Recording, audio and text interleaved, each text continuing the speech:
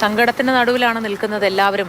അരുൺ ശങ്കറുടെ ഇർഫാന ഷെറിൻ്റെ വീട്ടിൽ നിന്നും അരുൺ ശങ്കർ ഇനി അല്പസമയത്തിനകം പൊതുദർശനത്തിനായി കരിമ്പനക്കൽ ഹാളിലേക്ക് ഭൗതികദേഹം കൊണ്ടുപോകുമല്ലോ. അതിനുള്ള തയ്യാറെടുപ്പുകളൊക്കെ അവിടെ തുടങ്ങിക്കഴിഞ്ഞു. ഇപ്പോഴും അന്തിമോപചാരം അർപ്പിക്കാൻ നിരവധി പേരാണോ എത്തിക്കൊണ്ടിരിക്കുന്നത്?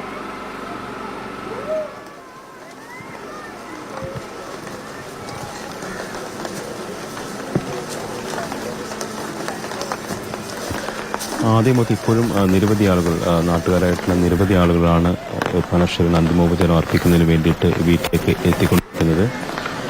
അരമണിക്കൂറും കൂടി മൃതദേഹം വീട്ടിലേക്കും അതിനുശേഷം കരിമ്പനക്കൽ ഹാളിലേക്ക് പൊതുദർശനത്തിന് വേണ്ടി കൊണ്ടുപോകും. അവിടെ നിന്നാണ് ജുമാ മസ്ജിദിലേക്ക് ഖബറടക്കാനായിട്ട് കൊണ്ടുപോകുന്നത്. കൂട്ടഖബർ ഒരുക്കിയാണ് ഈ 4 പേരെയും ഈ നാടും വീടുകളും യാത്രയാക്കുന്നത്. അവർ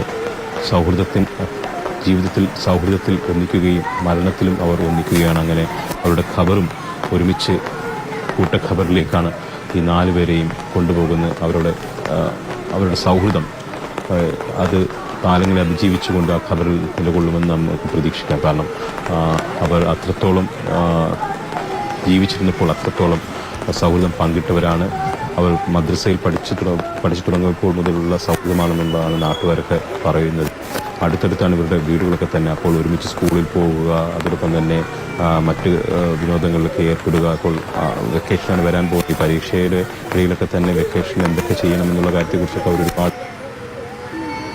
ശരിയാണ്. പരീക്ഷ ഉത്സാഹത്തോടുകൂടി ആവേശത്തോടുകൂടി പരീക്ഷ എഴുതി വരുന്ന അവധി ദിവസങ്ങൾക്കായി കാത്തിരുന്ന കുഞ്ഞുമക്കളാണ്.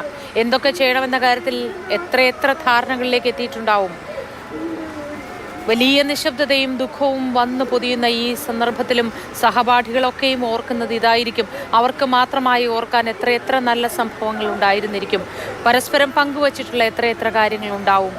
ഒരാളുടെ നെഞ്ചിൽ ചേർന്ന് നിന്ന് ഇത്രയധികം തേങ്ങിക്കരയണമെങ്കിൽ ഇവരൊക്കെ തമ്മിലുള്ള സൗഹൃദത്തിൻ്റെ ഇഴയെടുപ്പം അത് നമുക്ക് മനസ്സിലാകും.